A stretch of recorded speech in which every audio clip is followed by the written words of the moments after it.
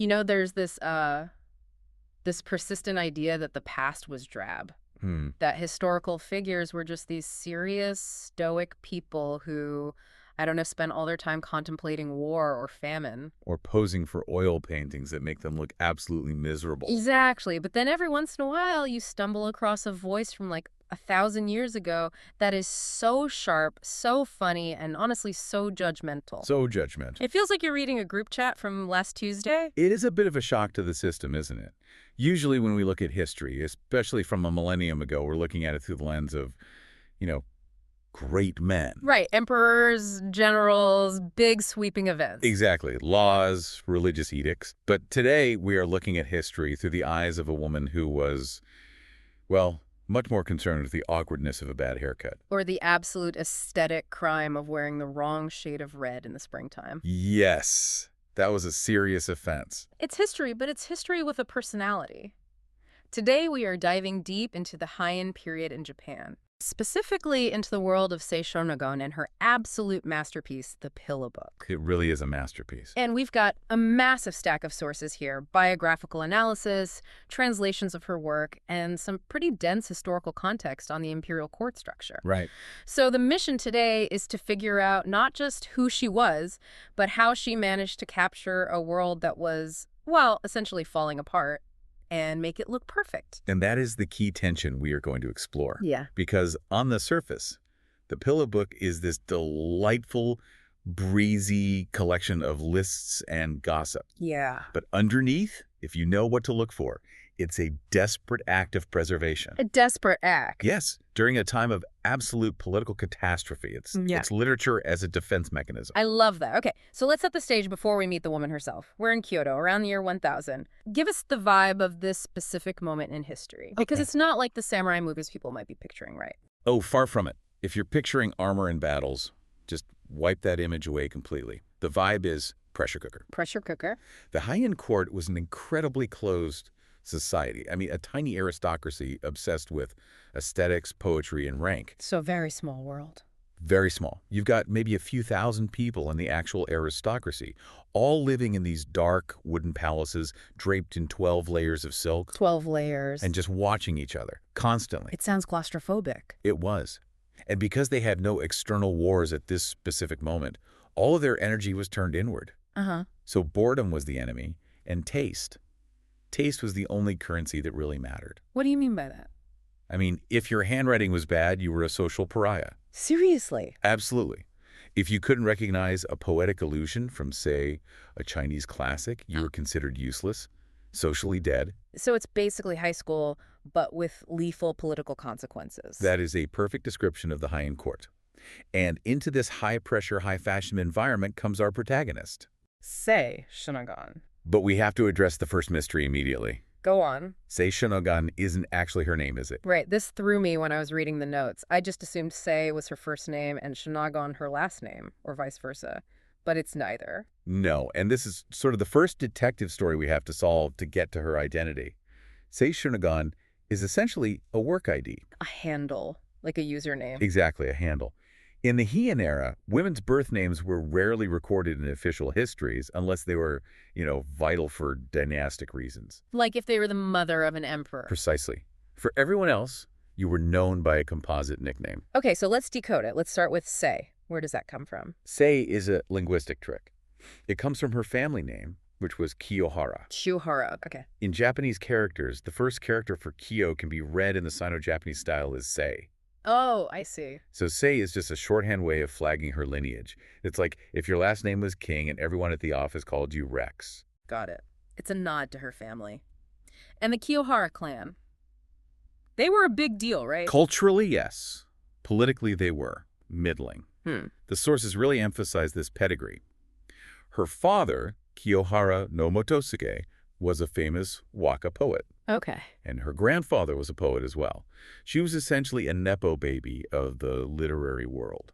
So she grew up in a house where people weren't talking about sports or the weather. Yeah. They were talking about metaphors and rhyme schemes. Precisely. She grew up in a house where wordplay was the air they breathed. If you couldn't come up with a clever poetic allusion on the fly, you weren't just uneducated. You were socially dead. You were socially dead. But, and this is a really important nuance, Cultural capital doesn't pay the bills. Ah. The Kiyohara family were middle-ranking courtiers.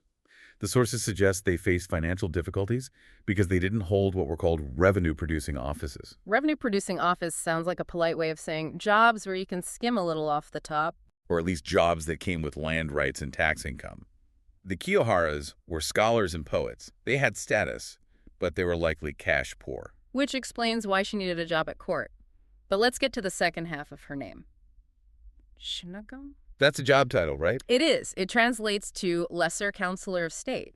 It's a fairly high-ranking government post in the Council of State. So was she a lesser counselor? Did she sit in on meetings about taxes and infrastructure? Definitely not. Women were completely excluded from those official bureaucratic roles. Right. The convention was that a court lady would take a title held by her father or her husband and use that as her court nickname. Okay, that makes sense. So her dad was a Shōnagon? No. Her husband? Also no? Wait, what? So she's walking around with a name tag that doesn't belong to her? That seems like a bold move. It's a massive point of confusion for historians. Neither her father, Kiyohara no Motosuke, nor her two known husbands held the title of Shōnagon. So why? Why she adopted this specific title is a total mystery. Are there any theories? I mean, there must be. Oh, there are always theories. One scholar, Bunite Sonoda, has suggested that the title might have belonged to a third husband. A third one? Yes, one that history has mostly forgotten. Possibly a man named Fujiwara no Nobuyoshi. But we just don't know for sure. It's one of those loose threads that history hasn't tied up. Do we have any guess at her real name, the name her parents called her at dinner? We have what the records call a strong possibility. Okay. It's debated, but many scholars believe her actual given name was Kiyohara no Nagiko. Nagiko. I like that. It grounds her. It reminds you she's a person, not just a book title. Right. So Nariko, or Sei Shōnagon, she marries young, at 16, to a government official named Tachibana no Norimitsu. Standard practice. Very standard. She has a son with him. But the marriage doesn't seem to define her.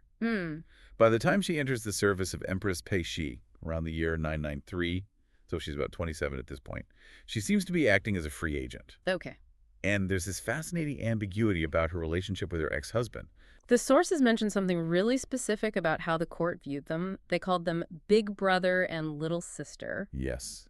Which, in modern terms, might sound, well, a little odd. A little, yeah. But in the Heian context, it implies a deep familiarity that had transcended romance. So they were still close. Very. Yeah. Like partners in crime, maybe, but not necessarily lovers anymore. It implies they were on the same wavelength, even if the marriage itself had ended. It shows she navigated the world through her wits and her relationships, not just through traditional wifely duties. She was independent. And that independence is exactly what landed her in the salon of Empress Teishi. Right. And this is where the magic happens. This is where the pillow book is born.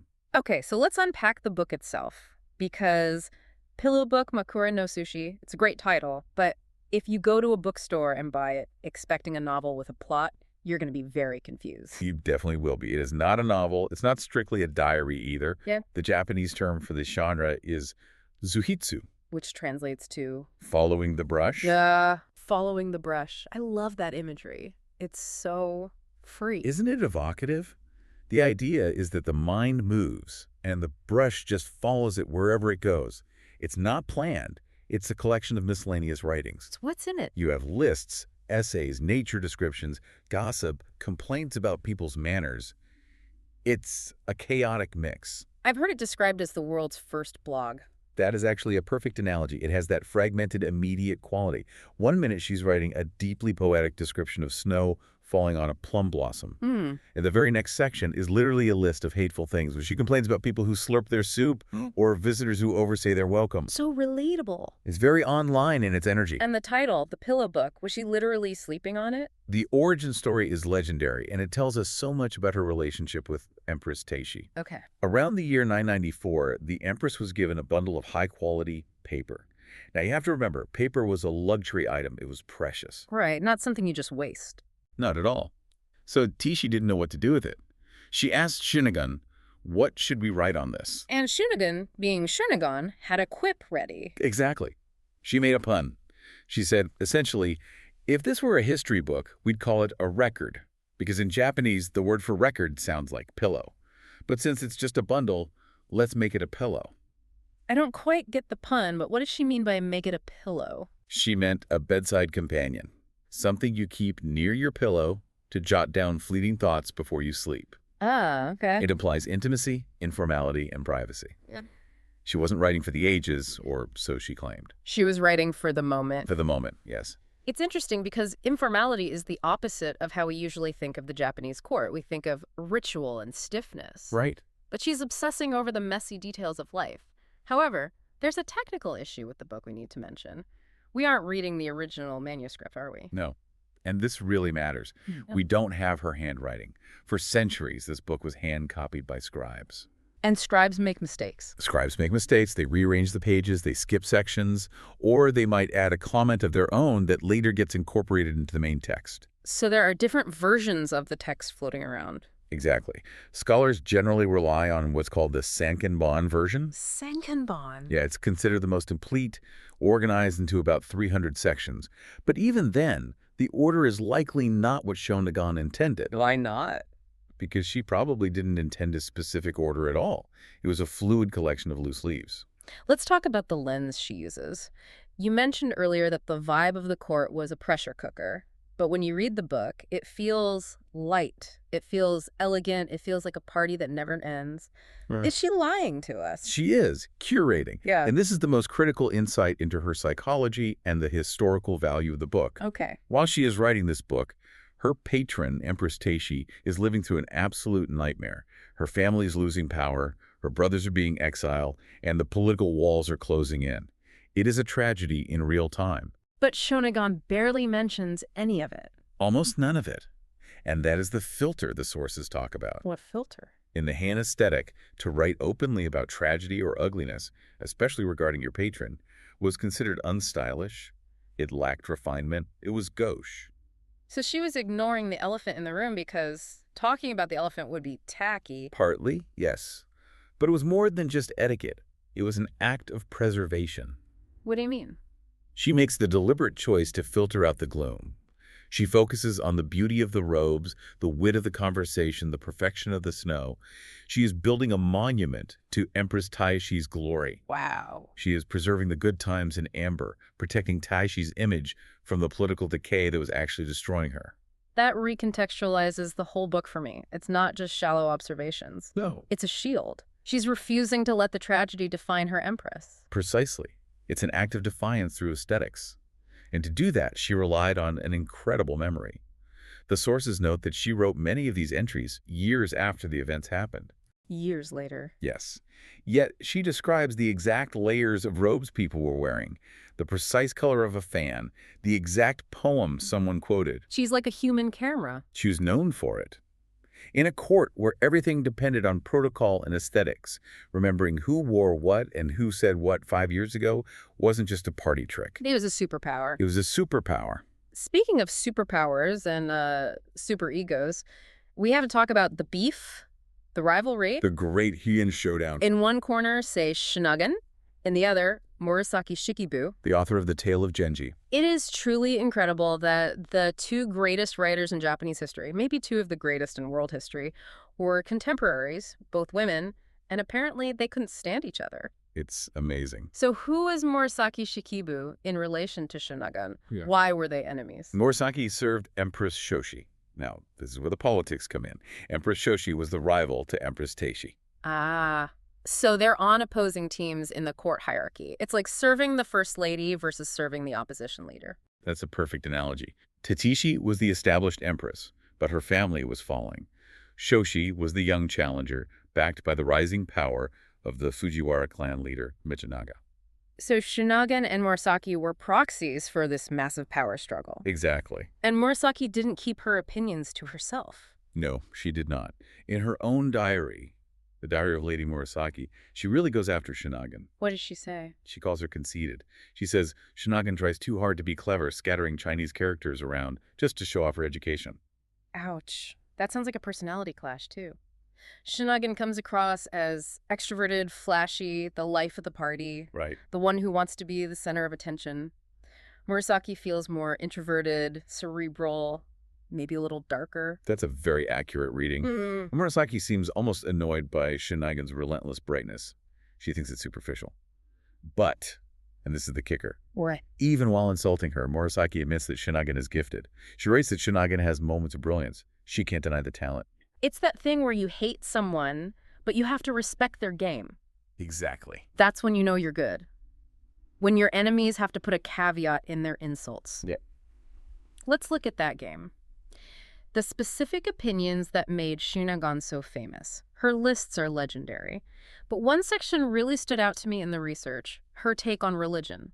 Oh, yeah. Or rather, her take on the aesthetics of religion. You're talking about the hot priest argument. I am absolutely talking about the hot priest argument. Please explain this to our listeners because it sounds ridiculous, but she treats it like a philosophical proof. It is ridiculous, but it follows a strange internal logic. Shōnagon writes that a Buddhist preacher ought to be handsome. Okay. Why? Is she just shallow? Well, yes, but she justifies it. She argues that if the priest is ugly, you find yourself staring at his face, thinking about how unfortunate he looks. Your mind wanders, you get annoyed by his imperfections, you stop listening to the Dharma, you become less holy. Okay, so an ugly priest is a spiritual distraction. But if he is handsome, your eyes are naturally drawn to his face. You stay focused. And because you're focused on him, you absorb the holiness of his sermon. I can't believe this. Therefore, a handsome priest is actually a spiritual aid. That is the most incredible rationalization for checking out guys at church I have ever heard. It's amazing, isn't it? I'm just staring at him for the holiness, I swear. It is pure Shōnagon. She conflates beauty with morality. If something looks right, it is right. If something is ugly or awkward, it's morally suspect. She applies this to everything. There's the section on the morning after letter. This really highlights the anxiety of Heian romance. It does. We have to remember, romance in the court was technically illicit, but universally practiced. It was an open secret. Right. Men would sneak into women's quarters at night and had to leave before dawn. But the interaction didn't end when he left. The follow-up was mandatory. The morning after letter. As soon as the man got home, he had to write a poem. And the standards were impossibly high. This was not a quick, had a great time text. What were the requirements? Okay, so the paper had to match the season, maybe a pale blue for summer or a white for winter. The calligraphy had to be exquisite. Of course. If his handwriting was messy, the romance might end right there. And crucially, he had to attach the letter to a specific flower or branch that was still wet with the morning dew. It sounds exhausting. It was a performance. And Shōnagon is very strict about it. She writes that if a man takes too long to send it, he's worthless. Harsh. But she also discusses this in a section titled, Things That Make One Nervous. Things that make one nervous. That's so telling. It wasn't things that make one happy. It was stress. It was high-stakes performance art. The anxiety was that you would reveal yourself to be lacking in taste. And in Shōnagon's world, a lack of taste was a character flaw. The ultimate character flaw. If the messenger who brought the letter was poorly dressed, she judged the lover. If the ink was too pale, judgment. This obsession with taste, when you really think about it, it feels like a distraction. A way to control the one thing you can control when the political world is spinning out of your hands. That's a great point. So let's pivot to that political reality. We mentioned Empress Teishi's family was falling. What exactly happened? The villain of the story, from Shōnagon's perspective at least, is Fujiwara no Mikinaga. Mikinaga. He is the great power broker of the Heian period. He is the one pulling all the strings. And what was his goal? He wanted his daughter, Shoshi, remember, Murasaki's patron, to be empress. But Teishi was already empress. She was, so he just made a new rule. You can just do that. If you're Mikinaga, you can. He maneuvered to create a situation where Emperor Ichiju had two empresses simultaneously. Wow. Teishi was designated the middle empress, and Shoshi was made the high consort and later empress. It was a public humiliation for Teishi. It was Mikinaga saying, my daughter is the real power here. And Teishi's brothers didn't help matters. They seem to have been a bit reckless. Reckless is putting it mildly. Her brothers, Koretika and Takai, committed a massive blunder. In 996, they were involved in a scandal where they attacked the carriage of the retired Emperor Kazan. They attacked a retired emperor. Why? Over a woman, allegedly. It was a messy, violent incident, and it gave Mikinaga the perfect excuse. To do what? The brothers were arrested and exiled from the capital. This left Empress Teishi completely isolated at court. So she had no one. No political backing. All she had was the emperor's personal affection, which was real. He did love her, and her salon of women, led by Sei Shōnagon. So when Shōnagon is writing these funny lists about hateful things, she's doing it in a bunker, essentially. A bunker lined with silk, yes. She's trying to keep the spirits up. She's trying to pretend that the world isn't ending. And then comes the year 1000. The final tragedy. Empress Teishi gives birth to her third child, Princess Kushi. The delivery is difficult. Teishi dies 2 days later. Oh, no. She was only 24 years old. That's heartbreaking. And with her death, the party is over. It is. The salon dissolves. The world that Shōnagon captured in the Pillow Book vanishes overnight. The vivid, witty, elegant atmosphere she described, it was gone. So what happens to Shōnagon? Does she go write another book? Does she join the rival court? She walks off the stage. And this is the final mystery. We honestly lose track of her. There are no detailed records of her life after around the year 1017. That's a long blank space. Do we have any clues at all? There are two competing traditions about her later years. Tradition A is the tragic route. Okay. So she lived out her twilight years in poverty, maybe as a Buddhist nun, reflecting on the glory days. There are legends of her looking old and ragged, being mocked by young courtiers. That fits the Buddhist narrative of impermanence, the mighty fall, and beauty fades. It feels a bit moralizing. It does, which is why historians are skeptical. Tradition B is more pragmatic. What's that one? It suggests she married a man named Fujiwara no Moneo, who was the governor of Setsu province, and had a daughter named Koma no Miyobu. So she basically retired to the suburbs. And lived a quiet, comfortable life away from the capital. Yes. I prefer tradition B. I feel like she was too smart to end up destitute. She was a survivor. I agree, but we simply don't know. The last firm historical reference we have to her is around the year 1017. After that, silence. But her writing didn't fade away. Not at all. Despite the uncertainty of her end, the Pillow Book survived. It was copied and recopied for centuries. She was even included in the Ogura Hyakunin Isshu. Which is the Super Bowl of Japanese poetry anthologies. Exactly. Poem number 62 is hers. And her reputation for knowing classic poetry was legendary too, right? It was. There are stories in the source material about her ability to quote classic poems on the fly to suit any occasion. In a court that valued that skill above almost anything else, she was a rock star. And that fame kept her book alive even when her political faction had been destroyed. It's amazing to think about. We have this incredibly detailed record of her thoughts. We know she hated ugly priests. We know she loved snowy mornings. We know exactly what kind of paper she liked for love letters. Right. But we don't know her name, and we don't know how she died. That is the paradox of Sei Shōnagon. She captures a very specific slice of time, the Middle Heian period, from a unique female perspective. The Pillow Book isn't just history, it's personality. It preserves the elegant world of Empress Teishi against the erasing force of time and politics. She fought back against the tragedy by refusing to write about it. She made the beauty permanent. Precisely.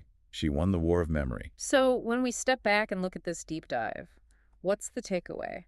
Why are we still reading a court lady's blog post from 1,000 years ago? I think it's because she validates the human experience of the small things. The small things. We tend to think history is about wars and treaties and big structural changes. Shōnagon says no, history is also about the sunlight on a wooden floor, or the annoyance of a crying baby, or the thrill of a witty retort. She reminds us that people haven't changed. The technology changes, the clothes change, but the impulse to judge, to observe, and to find beauty in the chaos is identical. Absolutely. She captures the feeling of being alive. Here's a final provocative thought for you to chew on. We've talked about how Shōnagon curated her life, leaving out the tragedy to create something beautiful. It makes you wonder, if you were to write a pillow book of your life today, a collection of lists and observations, what would you include? And more importantly, what would you deliberately leave out to make your life look more elegant to the people reading it in the year 3000? That's a fascinating question. Are we documenting our lives, or are we curating a museum exhibit of ourselves? History preserves the art, but often loses the artist. But in Shōnagon's case, maybe the art was the artist. I think she would have liked that description. That's all for this deep dive. Thanks for listening, and keep noticing the little things. Goodbye.